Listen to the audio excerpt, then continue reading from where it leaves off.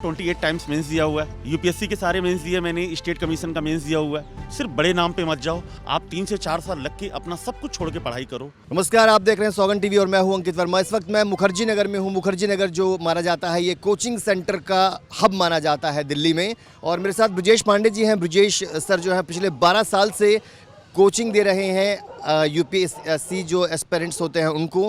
Brajesh sir, सबसे पहले मैं आपसे जानना चाहूँगा कि ये बताइए, लोगों का कहना है, आजकल मैं बहुत से बच्चों से मिला जो एस्पिरेंट्स हैं, उनका कहना है कि कोचिंग सेंटर कम और ये जो है कमाने का अड्डा ज़्यादा बन गया आजकल जो इंस्टीट्यूट है। सर मैं ये नहीं कह सकता कि देखिए ये कमाने का अड्डा बन गया। बेसिकली क्या है, मुखर्जी नगर में जो बच्चा रह रहा है, आप जरा इमेजिन कीजिए कि मिनिमम 10 to 15,000 उसका पैसा खर्च हो रहा है। आप अगर ये कंपेयर करें कि भाई इतना पैसा उसके लिए, बच्चे के लिए टाइम ज़्यादा इंपॉर्टेंट, क्योंकि मंथली वो ज़्यादा पैसा खर्च कर रहा है।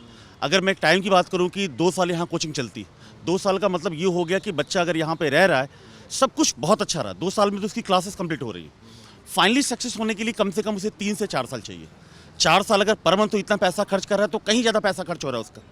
तो अगर कोई कोचिंग आपको क्वालिटी अच्छी दे रही है, कंटेंट अच्छे अवेलेबल करा रही है, टीचर्स अगर अच्छे अवेलेबल करा रही है और आपको सक्सेस की तरफ अगर नज़दीक लेके जा रही है, तो मैं ये नहीं कहता कि सभी कोचिंगें ऐसा बन चुकी हैं।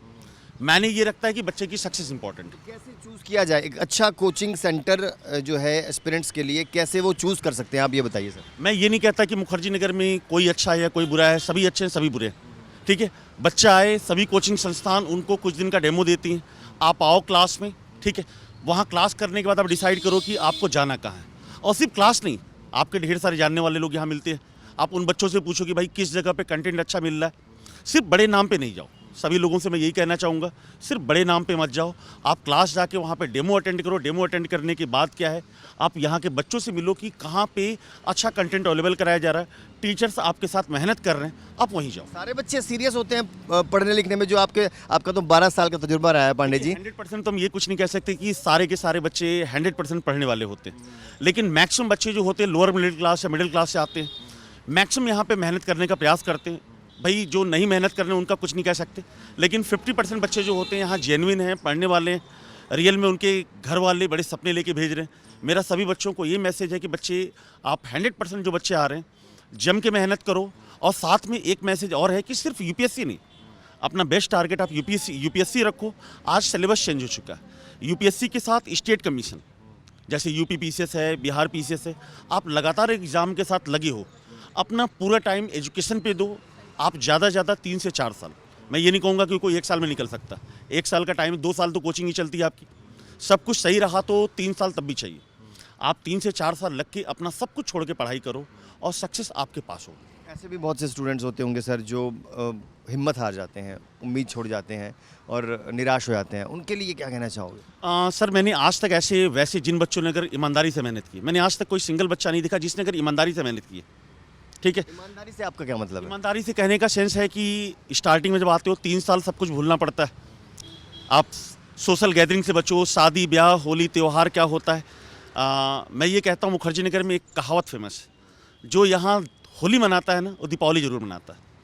होली का सेंस इसलिए मैंने कहा कि जो बच्चे सोचते हैं कि होली के फेस्टिवल में घर चले जाएं, आप चले तो जाओगे, जाहिर सी बात है होली मना क्या है, तो उस साल प्रीलिम्स नहीं होना, ठीक है। और जाहिर सी बात है प्रीलिम्स नहीं होगा तो मेंस का जो पेपर होता है वो दीपावली के आसपास होता है, तो दीपावली पे भी टाइम होगा। तो जिस बच्चे ने अपना होली, दीपावली, तीज त्यौहार, फेस्टिवल्स, कोई फैमिली ओकेजन है, कुछ शादी ब्याह, सब कुछ छोड़ दिया, उसने 3 से 4 साल अगर ईमानदारी से टाइम दिया हुआ है, वो यहाँ मैं कह सकता हूँ किसी बच्चे को यहाँ टाइम ज़्यादा लग सकता है, लेकिन फेल्यूर होकर नहीं जाएगा। पांडे सर, आपके पढ़ाए हुए बहुत से बच्चे आईएएस बन भी गए होंगे और फिर बातचीत करते हैं, आपसे मुलाकात करते हैं?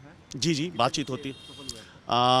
वैसे तो काउंटिंग में 100% तो नहीं बता सकता कि भाई काउंटिंग क्या है, लेकिन अगर यूपीएससी की बात करूं तो 10 to 15 बच्चे प्योर यूपीएससी में, झूठ नहीं बोलूँगा कि नहीं हज़ारों बच्चे हैं, भाई हज़ारों नहीं है, लेकिन कम से कम 15-16 बच्चे हैं यूपीएससी के।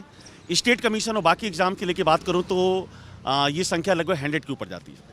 कोचिंग लेना ज़रूरी है आईएएस बनने के लिए, मतलब आईएएस करने के लिए? मैं ये नहीं कहता कि कोचिंग आपके लिए बहुत इंपॉर्टेंट है। कोचिंग का मतलब ये होता है कि आपके अंदर भटकाव ना है। भाई मैं भी कभी मुखर्जी नगर आया होऊंगा तो मुझे किसी ने सही गाइडेंस दिया होगा, ठीक है। तो ज़रूरत ये है कि आपको सही गाइडेंस मिले। आप 1-2 साल अपना टाइम जो वेस्ट करते हो, क्योंकि मुखर्जी नगर में जब बच्चा आता है स्टार्टिंग में उसे पता नहीं चलता है कि उसे पढ़ना क्या है। आप जिस दिन यहाँ पे आते हो, कोचिंग ज्वाइन करते हो, पहले दिन से एक्टिव हो जाते हो कि आपको कहाँ पे जाना है, कितनी देर आपको क्लास अटेंड करनी है, घर पे कितना पढ़ना है। तो कोचिंग का काम बस इतना ही है कि आपके लिए हेल्पफुल मिल जाती है। बहुत सारे लोग बिना कोचिंग ही बनते हैं, लेकिन उनके घर में पहले से एक माहौल होता है, घर में कोई भाई है, पेरेंट्स हैं, कोई ना कोई सिविल सर्वेंट है, उस बच्चे को उसी रास्ते पे लेके जाता है कि आप इंटर कंप्लीट करने के बाद आपको जैसे पढ़ना है वो समझाते हैं कि भाई एनसीईआरटी पढ़ लो या बाकी बुक्स को फॉलो करो। लेकिन जिसके पास ऐसी कोई गाइडेंस नहीं है, मेरी सजेशन यही है कि आप आओ मुखर्जी नगर, ठीक है, कुछ दिन अपने आप को गेस्ट करो, भटकाओ मत रखो। कोई ऐसा कह दे कि नहीं आपको कोचिंग नहीं ज्वाइन करना, मैं बता देता हूँ कुछ बुक्स, आपका काम चल जाएगा, ये भी सही नहीं है, ठीक है। आप एक बार आओ, अगर आपका खुद से हो सकता है, अगर कोई गाइड करने वाला रियल में आपका वेल विशर है तो आप मत भी ज्वाइन करो, कोई फ़र्क नहीं पड़ता इससे। आपने कितने अटैम्प्ट दिया, आपने तैयारी की? सर मैंने कुल बता के मैं अगर बताऊं तो मैं शायद इंडिया में कोई बदला स्टूडेंट होगा। मैंने बड़े पेशेंस के साथ 28 टाइम्स मेंस दिया हुआ है, यूपीएससी के सारे मेंस दिए, मैंने स्टेट कमीशन का मेंस दिया हुआ है, ठीक है, सारे के सारे। और इसके बावजूद अगर मैं कहूँ तो 5 टाइम्स इंटरव्यू फेस किया हुआ है, स्टेट कमीशन यूपीएससी मिला के, ठीक है। लेकिन जो बड़ी चीज़ क्या है कि सच कहूँ तो मन में था कि नहीं मुझे गवर्नमेंट जॉब में जाना है, सिलेक्शन भी हुआ, लेकिन फिर मज़ा नहीं आया। मुझे लगा कि मैं जिस फील्ड में हूँ मैं यहाँ पे ज़्यादा बेटर कर रहा हूँ। आप देख रहे हैं सौगंध टीवी, सौगंध वतन की।